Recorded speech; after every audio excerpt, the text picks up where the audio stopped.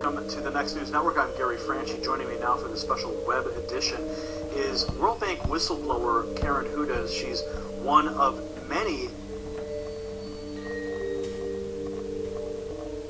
of a coalition of whistleblowers. Just before we went to air, we were discussing the global corruption, the global syndicate, the bankers. Who are these people? Who are the individuals? Who are the puppet masters pulling the strings of the bankers? Well, because you had mentioned the Jesuits in a previous interview, so I'm intrigued as to know where is the connection to the Jesuit order, as well as through the Vatican and beyond. There's many secret societies in the world. Many people speak of the Illuminati, the Masonic orders, the Order of the Garter, many of these super elite organizations that operate in secrecy. So I know I've named a few already, but if you could help us elaborate on these points, who are the people pulling the strings? Well, do you remember when there were ghettos and you had something called a Judenrat that were the ones that would draw up the lists of the Jews that were going to get exported the next day? Do you remember how that system worked? Well, it was a little before my time, but history would dictate what happened in those ghettos. So elaborate. These were traitors to their people who were helping because they thought they were going to save themselves. That's maybe why they did that, but it doesn't matter what their motives were. They were doing the work against their people. Now, think of this as an elaboration on a larger scale, and what we're dealing with actually is humanity and the elite, the secret societies, the Vatican. They're traitors to humanity, because the one at the very core that's pulling the strings is a different species. They're not the human race. They're called Homo Capensis. They have been on Earth together with humanity for before this ice age. And the reason I know about this is because I was trying to help out a movie producer who couldn't get his movie. It was called The Banksters Made Off with America, Edmund Drile.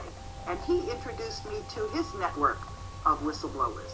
One of the people in that network is a neurologist who went to Yale Medical School and was retired, and he was trying to find out what was at the very core of all of this corruption. And so you mentioned this species, an additional species of humans, or no, they're not humans. They are so distinct from humans that if they were to mate with humans, their offspring would not be fertile. Are you speaking of the biblical Nephilim is an entity that people have discussed and tried to understand for millennia, and that is the race of offspring of humans and the fallen angels from. No, these are not angels. These are not spiritual. Well, the Nephilim themselves were the offspring of the fallen angels and humanity. Is this the same species? They are not fallen angels. They are critters. People who I am getting emails from saw them the day before. They look just like human beings, except they have these big skulls. And that is why in the Vatican, you see these crazy leaders, is what they're called. And that's why the very first Jew, Moses, wore one of those things, because he was one of those Homo Capensis as well. We have DNA samples of them. And the reason we know this is because it was in the papyri of one of the pyramids. I found this out from from the internet. But what what is really remarkable, actually, is that we have had so much evidence, and we haven't had any studies into it. If you look at the archaeology, there is a civilization off the coast because the sea level has risen by 400 meters. But what do we know about this ancient pre-Ice Age civilization?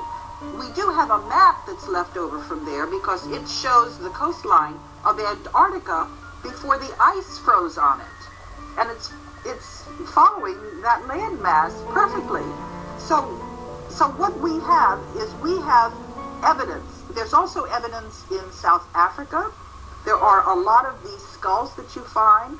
And what you're speaking of the elongated skulls that have been found in graves, and even some of the skeletons found with these are in fact giant people. That is something different. No, I'm not talking about that. I'm talking about a large skull. The elongated skull, the elongated cranium. Some are in Peru, some are elongated. But in other places, they're just round like pumpkins. And the individuals that were seen in Egypt, I've seen drawings of what their skulls looked like. It was just massive, much larger than human being skulls. And also, you know, in a human skull, there's something they call the parietal, where it's in 3 different segments. This critter doesn't have those separations. It's just... So you're saying that this specific species of individuals is occupying the Vatican and functioning through the Jesuit order? Yes, but they're also working in the banks in Portugal, because one of the people who saw this, you know, in Saturday Night Live, there was a broadcast of something called the Coneheads. So that's a slang word for them. Although my mother refers to them as the boneheads. But they're alive and running around and doing all kinds of mischief. Now, some people might find the information you're presenting right now to be completely... Some people might say it's completely crazy. What do you say to those people who are watching this right now going, I don't believe a word of it? I would say you need to read the articles that Ed Spencer has sent me. You need to look at the skulls in the museums. You need to read the DNA studies. And you need also to think about what kind of motive the human beings might have for being traitors to their species. Why would they do this? Why would we have a banking system where all the money ends up going to the Vatican and people run around starving? Why would we have... For example, if you look at what the actual teachings of Jesus Christ were, as opposed to when you had translations and various things happened and got put in there, and as some of the whistleblowers have been discussing this, information, articles on the Homo Capensis have disappeared from the internet. They've been taken down, and other critics who... I don't know why they're getting all the coverage they are, and they've been getting features in Wikipedia. Let me talk a little bit about Wikipedia. Sure, okay? Sure. I had an experience with Wikipedia because I got involved in trying to edit the biography on Robert Zeller, who was the Nobel President. And I was trying to explain to people that the United States had lost the gentleman's agreement, which you could demonstrate. You could see. I couldn't get that into Wikipedia. They were clearly being controlled by this group that is controlling all the capital markets. So do you think that these same people were preventing your Wikipedia edits? Yes, and what I'm trying to say is that this person who was attacking the information on Homo Capensis had a big, long article featuring her on Wikipedia. So I know who Wikipedia is. I know whose interests Wikipedia serves.